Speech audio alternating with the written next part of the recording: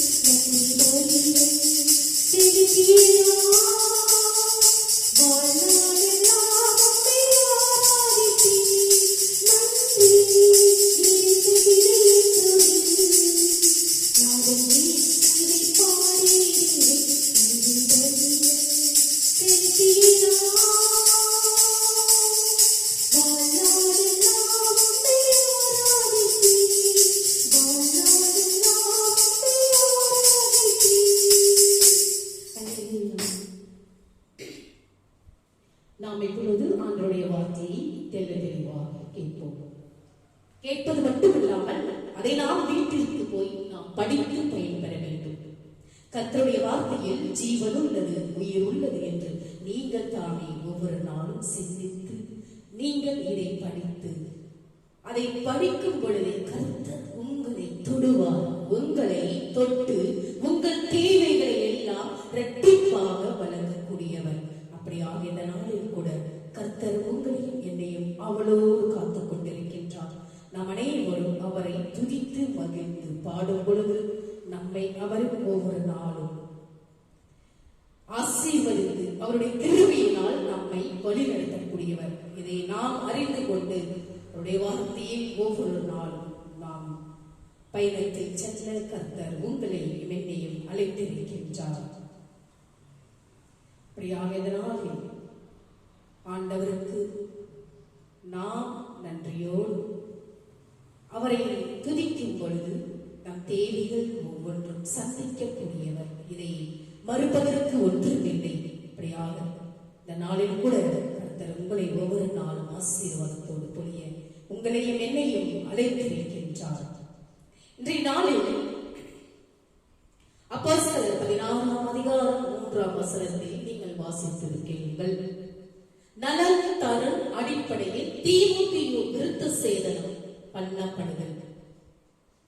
அவனை பவுல் தன்னுடனே கூட்டிக் கொண்டு போக வேண்டும் என்று விரும்பி அவருடைய தகப்பன் கிரேக்கன் என்று அவ்விடங்களில் இருக்கும் யூதர்களே எல்லாரும் அறிந்திருந்தபடியால் அவர்கள் நிமித்தம் அவனுக்கு விருத்த சேதனம் பண்ணினார். யார் விருத்த சேதனம் பண்ணுகின்றார்கள் என்றால் பவுல் என்பவர் இந்த தீமோத்தேயுக்கு ஒரு நல்ல ஒரு விருத்த சேதனத்தை அவருக்கு கொடுத்துக் கொண்டிருக்கின்றார்.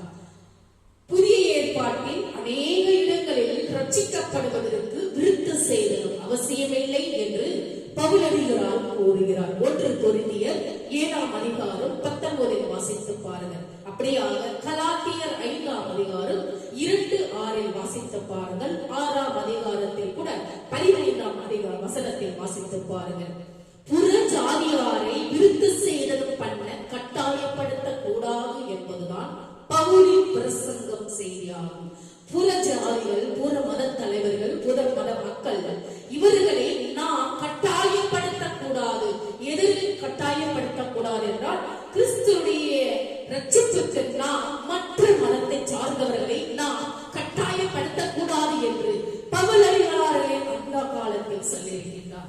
இப்பொழுது நாம் அனைவரும் மற்ற மதத்தை சார்ந்தவர்களை நாம் அவர்களை போர்ஸ் பண்ணி அவர்களை நம்மளுடைய மதத்திற்கு நாம் அழைக்கப்பட்டிருக்கின்றோம்.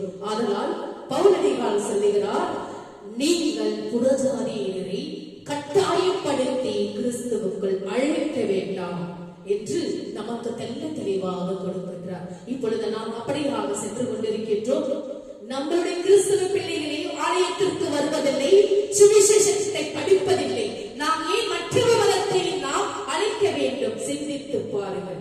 இந்த ஊழியக்காரர்கள் சில பேர்கள் இப்படி செய்வதால் அந்த காலத்திலே பவுலடிகளார் அப்போஸ்தலரான பவுல் என்பவர் இந்த வார்த்தைகளை கொடுத்துக் கொண்டிருக்கின்றார். நாம் அனைவரும் மற்ற மக்களை, மற்ற மதத்தை சார்ந்தவர்களை நாம் கட்டாயப்படுத்தி கிறிஸ்துவுக்குள் புகுத்த வேண்டாம் என்று அப்போஸ்தலர் பவுல் அழகாக நமக்கு கொடுத்துக் கொண்டிருக்கின்றார்.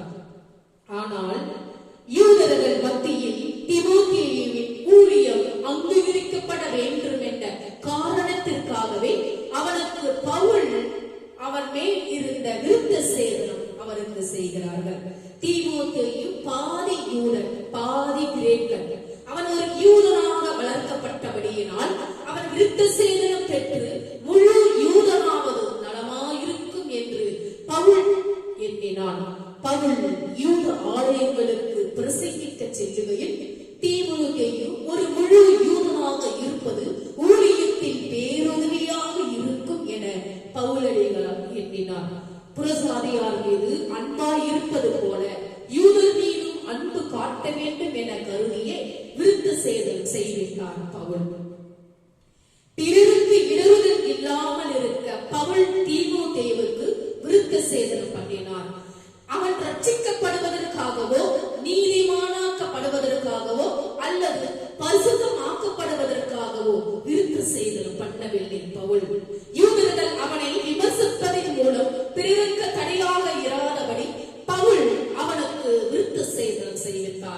யாருக்கு? தீமோத்தேயு என்ற அந்த கிரேக்க மனிதனுக்கு. இவ்விதமாக தீமோத்தேயு யூத மார்க்கத்தை தழுவினான். அவனுடைய தாயின் குடியுரிமை அவனுக்கு அருளப்பட்டது. யாருக்கு? தீமோத்தேயு என்ப மனிதனுக்கு. யூதர்களுடன் அவருடைய சமூக வாழ்வில் பங்கெடுக்கக்கூடியவனாக அவன் மாறினான். அதே சமயத்தில் அவன் கிரேக்கருக்கு கிரேக்கனாக தன்னுடைய பிரசங்கத்தின் மூலம் ஊழியம் செய்தான். மீண்டும் நியாய பிரமாணத்திற்கு உட்படும்படி பவுல் தீமோத்தேயுவுக்கு விருத்த சேதனம் மறுபடியும் பண்ணவில்லை. சுவிசேஷ பிரபலத்தின் வேதத்தை அதிகரிப்பதற்காக பவுல் ஞானத்தோடு தீமோத்தேயுவுக்கு விருத்த சேதனம் பண்ணினார். ஆனால் தீத்துவுக்கு விருத்த சேதனம் பண்ண மறுத்து விட்டான் பவுல். கலாத்தியர் 2ஆம் அதிகாரம் 3இல் வாசித்து பாருங்கள். தீத்து ஒரு கிரேக்கன், புறஜாதியான், அவன் யூதன் அல்ல. அவன் விருத்த சேதனம் பண்ணப்படாதிருந்தும் அவனை ஒரு முழுமையான கிறிஸ்தவ சகோதரனாக சீசனாக ஏற்றுக்கொண்டார். நியாய பிரமாணமா அல்லது சுவிசேஷமா என்னும் பிரச்சனை வந்தபோது சுவிசேஷமே பிரதானம் என்று தன்னுடைய நிலையை பவுல் தெளிவுபடுத்தினான். கொள்கையின் அடிப்படையில் பவுல் தீத்துவை விருத்த சேதனம் பண்ணப்படுவதற்கு அனுமதிக்கப்படுவதில்லை. யூத மக்களால் யூதன் என்றே கருதப்பட்ட தீமோத்தேயுவும் யூதனல்லாத தீத்துவும் சுவிசேஷ ஊழியத்தில் பயிர்பட்டுள்ளவர்களாக இருப்பதற்கே இக்கொள்கை உதவிற்று. சுவிசேஷத்திற்காக நாம் மக்களை அடைய முயற்சி செய்கின்ற போது சத்தியத்திற்கு பங்கம் ஏற்படாத வகையில் ஜனங்களின் மன உணர்வுகளை புண்படுத்தக்கூடிய செயல்களை செய்யாமல் நாம் நம்மை பாதுகாத்துக் கொள்வது அவசியம். யூதரை ஆதாயப்படுத்திக் கொள்ளும்படிக்கு யூதருக்கு யூதனை போலவும் நியாய பிரமாணத்துக்கு கீழ்ப்பட்டவர்களை ஆதாயப்படுத்திக் கொள்ளும்படிக்கு நியாய பிரமாணத்துக்கு கீழ்ப்பட்டவனை போலவான பலவீனரை ஆதாயப்படுத்திக் கொள்ளும்படிக்கு பலவீனருக்கு பலவீனனை போலனானே. எப்படி ஆகிலும் சிலரை ரட்சிக்கும்படி நான் எல்லோருக்கும் எல்லாம் ஆனேன். 1 கொரிந்தியர் 3ஆம் அதிகாரம் 9ஆம் அதிகாரம் 20-22 வாசித்து பாருங்கள். யூதர்களையும் புறஜாதிகளையும் கிறிஸ்துவுக்காக ஆதாயம் பண்ணுவதே பவுலின் தலையாய நோக்கம். இதை நாம் ஒவ்வொரு நாளும் நம்முடைய வாழ்க்கையில் நாம் எடுத்துக்கொள்ளும் பொழுது கர்த்தர் நம்மை எந்த அளவிற்கு இந்த பூவுலகில் நம்மை உயர்த்தி ஒவ்வொரு நாளும் நம்மை காத்துக் கொண்டிருக்கின்றார். நீங்கள் ஏன் சிந்திப்பதில்லை என்று எனக்கு ஆதங்கமாக இருக்கின்றது. நாம் அனைவரும் கிறிஸ்துவ பிள்ளைகளாக இந்த உலகில் நாம் ரட்சிக்கப்பட்டிருக்கின்றோம். திருமுழுக்கு ஞானஸ்தானத்தினால் நாம் அனைவரும் ஆண்டவருடைய பிள்ளைகளாக குடும்பமாக நாம் ரட்சிக்கப்பட்டிருக்கின்றோம். நாம் ரட்சிக்கப்படுவது மட்டுமல்ல, நம்மளுடைய வாழ்க்கை கிறிஸ்துவ பிள்ளைகளுடைய வாழ்க்கை, கிறிஸ்துவ குடும்பங்கள் அப்படி அல்ல. ஒவ்வொரு நாளும் அவருடைய வார்த்தையை நாம் நம்மளுடைய நாவினால் உச்சரிக்க வேண்டும். வாரத்தின் ஒரு நாள் நமக்கு ஓய்வு நாளை கொடுத்திருக்கின்றார், ஞாயிற்றுக்கிழமை. அந்த ஓய்வு நாளை நாம் கர்த்தருக்காக நாம் எடுத்துக்கொள்ள வேண்டும். எப்படி கர்த்தருக்காக நாம் எடுத்துக்கொள்ள வேண்டும் என்றால், நாம் முதலாவதாக கடைபிடிக்க வேண்டியது ஞாயிற்றுக்கிழமை நாம் அந்த ஓய்வு நாளை அவருடைய கூடாரத்திற்கு ஆலயத்திற்கு சென்று அவருடைய வார்த்தைகளை கேட்க வேண்டும். அது கேட்பது மட்டுமல்லாமல் அவருடைய திருவிருந்தில் நாம் அனைவரும் பங்கு கொள்ள வேண்டும். அது மட்டுமல்லாமல் நாம் அனைவரும் நம்முடைய காணிக்கைகளை அவருக்கு நாம் சமர்ப்பிக்க வேண்டும். அது மட்டுமல்லாமல் கடைசியாக நாம் அனைவரும் அவருடைய முழு ஆசீர்வாதத்தை நாம் பெற்றுக் கொள்ள வேண்டும். அவருடைய ஆசீர்வாதத்தை நாம் பெற்றுக் கொள்ளும் பொழுது அந்த வாரம் முழுவதும் ஒவ்வொரு நாள் மீண்டுமாக நாம் அவரை அந்த ஓய்வு நாளை மீண்டுமாக நாம் அந்த ஞாயிற்றுக்கிழமையில் கடைபிடிக்கும் பொழுது கர்த்தர் அன்று வாரம் முழுவதும் நற்செய்திகளை சந்திப்பார். அப்படியாக நாம் அனைவரும் ஒவ்வொரு நாளும் ஆண்டவருடைய பாதையில் செல்ல வேண்டும். ஒவ்வொரு நாளும் அவரை தியானிக்க வேண்டும். ஒவ்வொரு நாளும் நம்முடைய ஜெபத்தின் வழியாக அவரை நாம் பார்க்க வேண்டும். ஒவ்வொரு நாளும் நாம் ஆலயத்திற்கு செல்லும் பொழுது அவரை முழு மனதோடும் முழு ஆத்மாவோடும் முழு சரீரத்தோடும் அவரை நாம் துதிக்க வேண்டும். அப்படியாக இன்றைய நாளில் கூட கர்த்தர் உங்களையும் என்னையும் கர்த்தர் அவர் ஆசீர்வாதத்தை அவருடைய ஆசீர்வாதத்தை நாம் அனைவரும் பெற்றுக்கொள்ள நமக்காக நமக்கு நாம் வருவதற்கு முன்பாகவே ஆலயத்தில் அவருடைய கூடாரத்தில் காத்துக் கொண்டிருக்கின்றார். நாம் அப்படியாக ஞாயிற்றுக்கிழமையில் உற்சாகத்தோடும் ஊக்கத்தோடும் மகிழ்ச்சியோடும்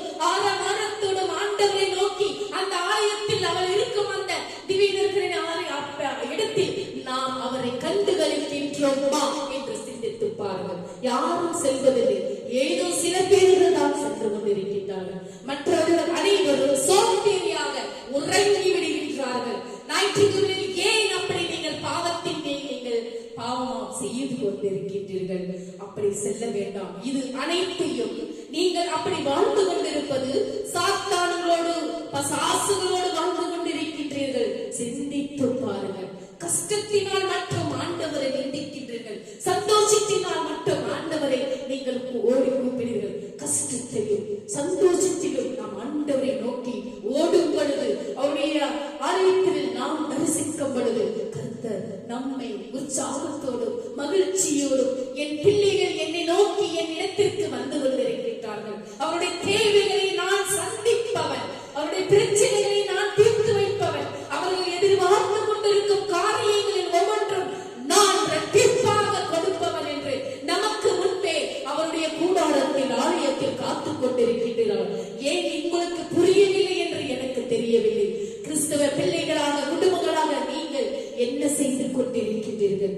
உங்கள் தேவைகள் சந்திக்கப்பட வேண்டும் என்றால், உங்களுடைய பிரச்சனைகளை தீர்க்க வேண்டும் என்றால், நீங்கள் எதை எதிர்பார்த்து கொண்டிருக்கும் காரியங்கள் ஒவ்வொன்றும் நிறைவேற வேண்டும் என்றால் ஆலயத்திற்கு ஓடுங்கள், அவருடைய கூடாரத்திற்கு ஓடுங்கள், அவரை தரிசியுங்கள், அவரை புகழ்ந்து பாடுங்கள், அவருடைய ஆசீர்வாதத்தை பெற்றுக் கொள்ளுங்கள் என்று இந்த நாளில் ஆண்டவர் உங்களிடத்தில் வார்த்தைகளை கொடுக்க சொல்லுகிறார். நீங்கள் இந்த வார்த்தைகளை கேட்டு அடுத்த வாரத்திலிருந்து எப்படி வாழ்வீர்கள், எப்படி ஆண்டவரை நோக்கி தரிசித்தீர்கள் என்று தெரியாது. எல்லாம் கிடைக்கும், எல்லாம் உங்களுக்கு கிடைக்கும். ஆனால் பலன்கள் எதுவும் உங்களுக்கு நிரந்தரமானதல்ல. சிந்தித்து பாருங்கள். ஆண்டவரை நோக்கி கூப்பிடும் பொழுது ஒவ்வொரு நாளும் அவர் உங்களை இரத்த கோட்டையில், அவருடைய இரத்த கோட்டையில் மூடி மறைத்துக் கொள்வார். ஒவ்வொரு நாளும் அவர் அவருடைய கிருபையினால் உங்களையும் என்னையும் காத்து வழிநடத்தக்கூடியவர். ஒவ்வொரு நாளும் நம்மை கண்ணின் மணி போல அவர் காத்து வழிநடத்தக்கூடியவர். என் நாமத்தினால் நீங்கள் எதை கேட்டாலும் அதை நான் தருவேன். என்னை நோக்கி கூப்பிடுங்கள், உங்களுக்கு நான் தகுந்த பலனை தருவேன். கேளுங்கள் கொடுக்கப்படும், தேடுங்கள் கண்டடைவீர்கள், தட்டுங்கள் திறக்கப்படும் என்று கர்த்தர் சொல்லுகிறார். இந்த வார்த்தையிலே எத்தனை பேர் உள்ளத்தின் ஆழத்திலிருந்து உபயோகித்து வாழ்ந்து கொண்டிருக்கின்றனர் என்று எனக்கு தெரியாது. அப்படியாக இந்த நாளில் கர்த்தர் தாமே உங்களை ஒவ்வொருவரையும் ஆசீர்வாதமாக உங்களை பொழிய செய்வாராக. கர்த்தர் தேவனுக்கு மகிமை உண்டாவதாக. ஆமென். மீண்டுமாக அவருடைய பாடலை பாடி காணிக்கைக்கு நாம் கடந்து செல்வோமாக.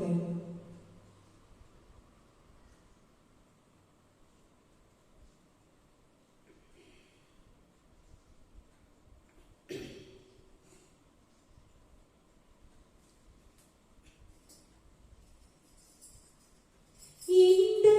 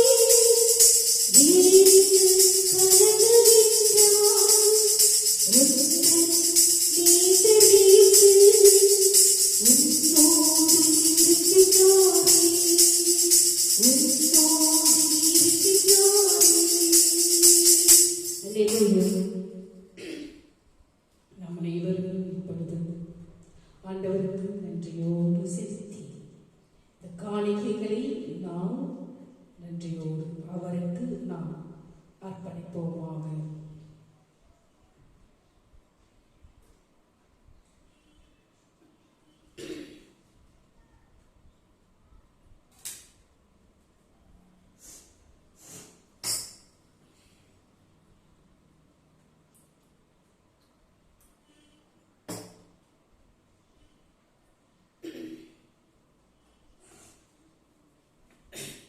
இறைவான் இந்த காணிக்கையை ஆசீர்வதித்து புனிதப்படுத்தி ஆவியிலும் உண்மையிலும் உமக்கு உகந்ததாக செய்தோம்.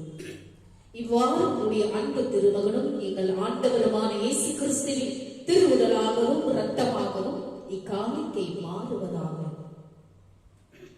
அவர்தான் பாடுபடுவதற்கு முந்தின நாள் வணக்கத்துக்குரிய தம் திருக்கைகளில் அப்பத்தை எடுத்து வானோக்கி கண்களை உயர்த்தி எல்லாம் வந்த இறைவனும் தம் தந்தையுமாகிய உமக்கு நன்றி செலுத்தி வாழ்த்துரைத்து அப்பத்தை பிட்டு தம் சீடர்களுக்கு அளித்து அவர் கூறியதாவது: அனைவரும் இதை வாங்கி உண்ணுங்கள், ஏனெனில் இது உங்களுக்காக கையளிக்கப்படும் என் உணவு.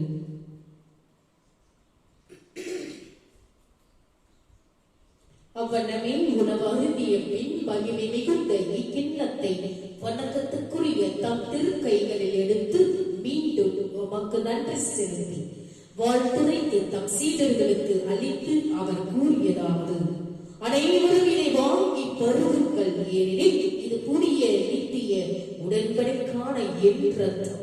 இது பாவ மன்னிப்புக்கென்று உங்களுக்காகவும் எல்லாருக்காகவும் சிந்தப்படும். இதை என் நினைவாக செய்யுங்கள். நாம் அனைவரும் இனியும் நாம் பாவங்கள் செய்யாமல் அவருடைய பிள்ளைகளாக குடும்பமாக நாம் வாழ வேண்டும் என்றால் இதோ இந்த நேரத்தில் நாம் நம்முடைய பாவங்களை அவருடைய பாதத்தில் சமர்ப்பித்து அவர் கொடுக்கும் அவருடைய திருவுடலையும் இரத்தத்தையும் பங்கு கொள்ளும் திருவிருந்தில் நாம் அனைவரும் ஒன்றுபட்டு ஒன்று சேர்ந்து உள்ளத்தின் ஆழத்திலிருந்து முழுமனதோடு ஒரு திருவிருந்தில் பங்கு கொள்வோமாக.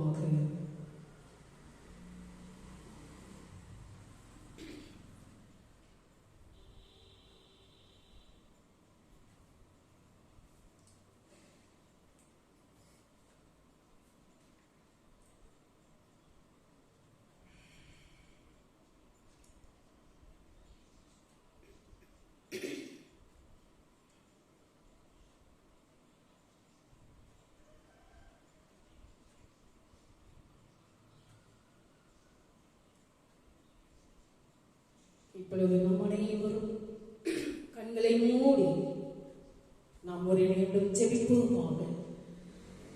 எங்கள் அன்பான தந்தையே, அனைத்து குடும்பங்களையும் ஆசீர்வதியும். குடும்பத்தில் உள்ள ஒவ்வொருவரும் தமது பொறுப்புகளை உணர்ந்து செயல்படுவதன் மூலம் இந்த திருக்குடும்பத்தை போல ஒன்றிணைந்து மனதுடன் வாழச் செய்கிறது.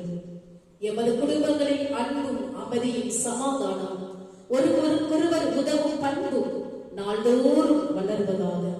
ஆண்டவரே, எமது குடும்பங்களுக்காக உமக்கு நன்றி செலுத்தி வரும் ஒவ்வொரு நாளும் உமது திருக்குடும்பத்தை போல எங்களுடைய அனைத்து குடும்பங்களையும் உற்றார உறவினர் குடும்பங்களையும் நீ பரிசுத்தமாக்கும். ஆண்டவரே, எமது குடும்ப வாழ்வில் வரும் அனைத்து இன்ப துன்பங்களையும் உம்மிடம் ஒப்புக் கொடுக்கிறோம். நாங்கள் ஒவ்வொருவரும் பிறரில் குறை காண்பதை விடுவித்து அவர்களது நிறைவுகளை கண்டுணரவும், பிறரை தூற்றுவதை விடுவித்து அவர்களை நாங்கள் பறிவு கொள்ளவும், பிறரிடமிருந்து பெற்றுக் கொள்வதை விடுவித்து பிறருக்கு நாங்கள் கொடுக்கவும் வரவளரும். இதன் மூலம் எமது குடும்பம் உமது அன்பும் அமைதியும் ஒவ்வொரு நாளும் ஊற்றெடுக்கட்டும், இடமாக மாறட்டும்.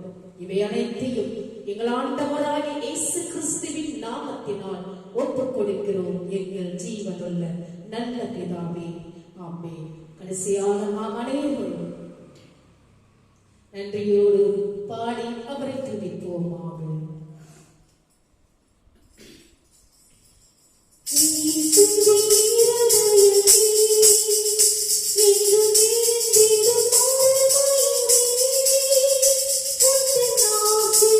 Thank you.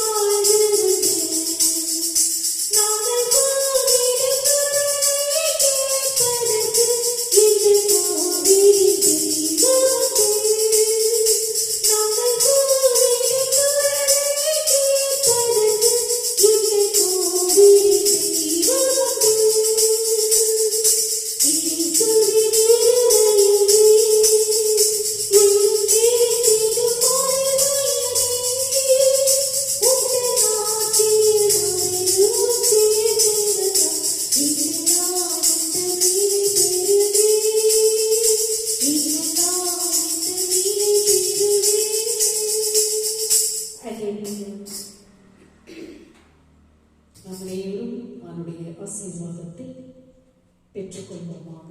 என் ஆத்துமாவே கர்த்தரை ஸ்தோத்திரி, என் முழு உள்ளமே அவருடைய பரிசுத்த நாமத்தை ஸ்தோத்திரி. என் ஆத்துமாவே கர்த்தரை ஸ்தோத்திரி, அவர் செய்த சகல உபகாரங்களையும் மறவாதே. நம் அனைவரும் தலை வணங்கி அவருடைய ஆசீர்வாதத்தை பெற்றுக்கொள்வோமாக. நம்முடைய ஆண்டவராகிய இயேசு கிறிஸ்துவின் கிருபையும் பிதாவினுடைய அன்பும் அரவணைப்பும் பரிசுத்த ஆவியினுடைய அன்பியும் ஐக்கியமும் நம்மோடும் நம்முடைய குடும்பத்தோடும் யாரெல்லாம் இந்த யூடியூப் சேனலை பார்த்துக் கொண்டிருக்கின்றார்களோ ஆண்டவருடைய வெளிச்சமானது உங்கள் மேல் பிரகாசமடையத்தக்கதாகவும் ஆண்டவர் வருவது மட்டும் உங்கள் மேல் சந்தோஷம் சமாதானம் என்றென்றும் உங்கள் உள்ளத்தில் நிலைத்திருப்பதாக. ஆமென். May God bless you.